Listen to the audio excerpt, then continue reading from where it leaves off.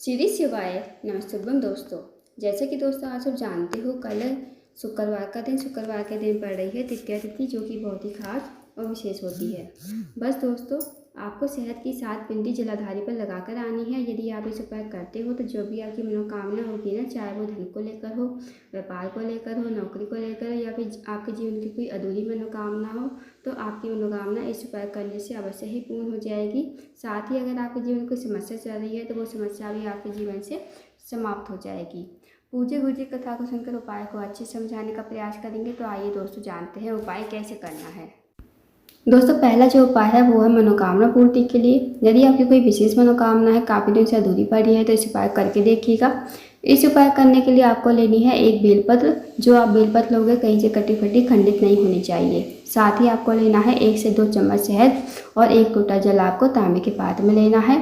इस उपाय को आप सुबह से लेकर शाम तक कभी भी कर सकते हो। अब आप चले जाइए शिव जी के मंदिर में। शिव जी के मंदिर में जाकर सबसे पहले आपको 1 लोटा जल शिवलिंग के ऊपर श्री शिवाय नमः कहते हुए समर्पित कर देना है।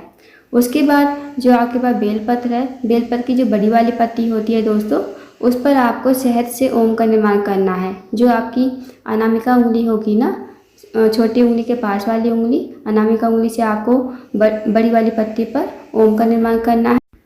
और जो बेलपत्र की 2 पत्तियां हैं, उन पर आपको मात्र 1-1 बिंदी शहद की लगा देनी है। और थोड़ा सा शहद जो बचेगा आपको वो बचा कर रख लेना है। उसके बाद इस बेलपत्र को आपको अपने हाथ में लेना है। भगवान से प्रार्थना करनी है कि हे महादेव, मेरे जीवन की ये मनोकामना है, मेरी मनोकामना को आप पूर्ण करें। आपको जैसे प्रार्थना करनी है आप अपने अकॉर्डिंग प्रार्थना कर लीजिए। उसके बाद इस बेलपत्र को शिवलिंग के ठीक ऊपर श्री शिवाय नमः कहते हुए समर्पित कर दीजिए। अब दोस्तों, आपने जो शहद बचा है ना, उस शहद से आपको जलाधारी पर 7 बिंदी लगानी है। जहाँ शिवलिंग विराजमान होता है, जहाँ पर माता सरस्वती का स्थान होता है ना, बीचों बीच में नागदेवता की तरह बनी होती है, तो शिवलिंग से आपको पहली बिंदी स्टार्ट करनी है।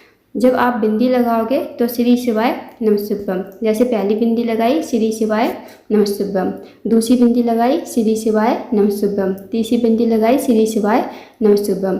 इसी प्रकार आपको 7 बिंदी लगानी है। 7 बार आपको श्री शिवाय नमस्तुभ्यम का जाप करना है। जो आप अंतिम बिंदी लगाओगे ना, वो आपकी जलाधारी के एंड पर आनी चाहिए, जहाँ से जल नीचे बहकर गिरता है। इस तरह आपको 7 बिंदी लगानी है। फिर आपको महादेव से प्रार्थना करके, विनती करके आपको अपने घर पर आ जाए।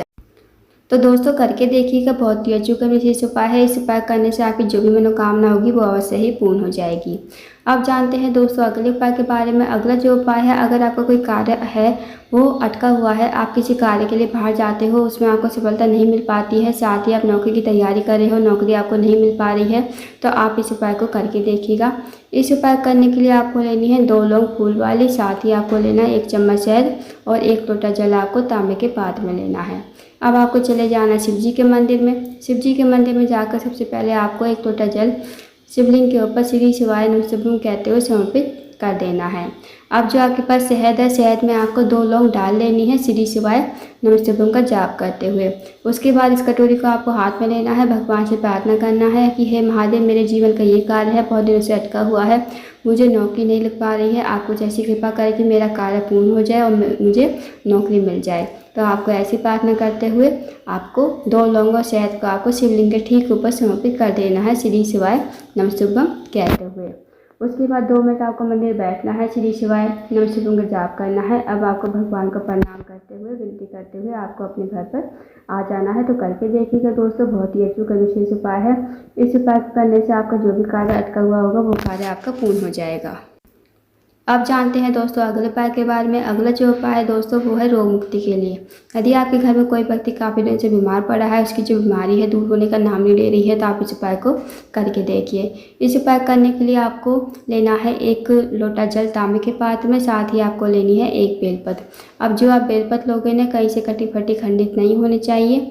अब आपको चले जाना शिव जी के मंदिर में। शिव जी के मंदिर में जाकर सबसे पहले आपको 1 लोटा जल शिव जी के ऊपर श्री शिवाय नमः कहते हुए समर्पित कर देना है। उसके बाद जो आपके पास बेलपत्र है, वो बेलपत्र आपको अपने सीधे हाथ में रखनी है। भगवान से प्रार्थना करनी है कि हे महादेव, मेरे घर का ये व्यक्ति है, काफ़ी दिनों से बीमार पड़ा है, आप इसकी बीमारी को दूर करें। फिर आपको उस व्यक्ति का नाम लेते हुए, गोत्र बोलते हुए, इस बेलपत्र को कुंडकेश्वर महादेव का नाम लेते हुए शिवलिंग के ऊपर समर्पित कर देना है। 2 मिनट आपको मंदिर बैठना है, श्री शिवाय नमः शिवाय का जाप करना है। अब जो आपने बेलपत्र चढ़ाई थी ना शिवलिंग के ऊपर, वो आपको महादेव से विनती करते हुए औषधि के रूप में आपको अपने घर पर लेकर आनी है। इस बेलपत्र को घर पर लाकर उस रोगी व्यक्ति खिलाना है जो रोगी व्यक्ति आपके घर में काफ़ी लंबे समय से बीमार पड़ा है। उसको आपको कुंदकेश्वर महादेव का नाम लेते हुए ही इस बेलपत्र को चबा चबा कर खाने को कहना है।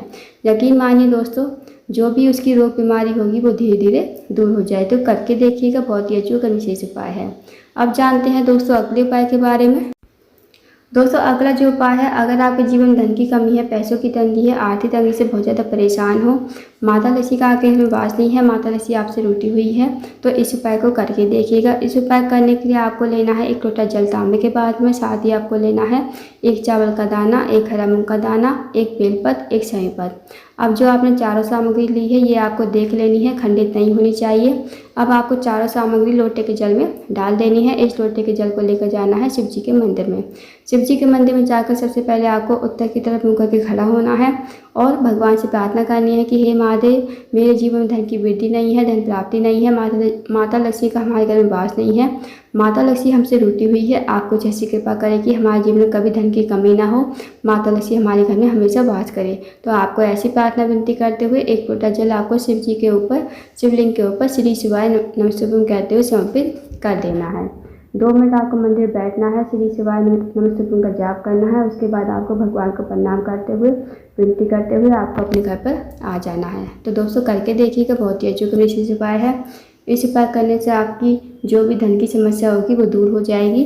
तो दोस्तों ये थे कुछ विशेष उपाय जो आपको शुक्रवार के दिन करने हैं। इन उपाय को अवश्य कीजिए। अगर आपको जानकारी पसंद आई हो, वीडियो को लाइक करें, शेयर करें, चैनल को जरूर सब्सक्राइब करें, कमेंट बॉक्स में श्री शिवाय नमः शिवाय हर हर महादेव जरूर लिखें।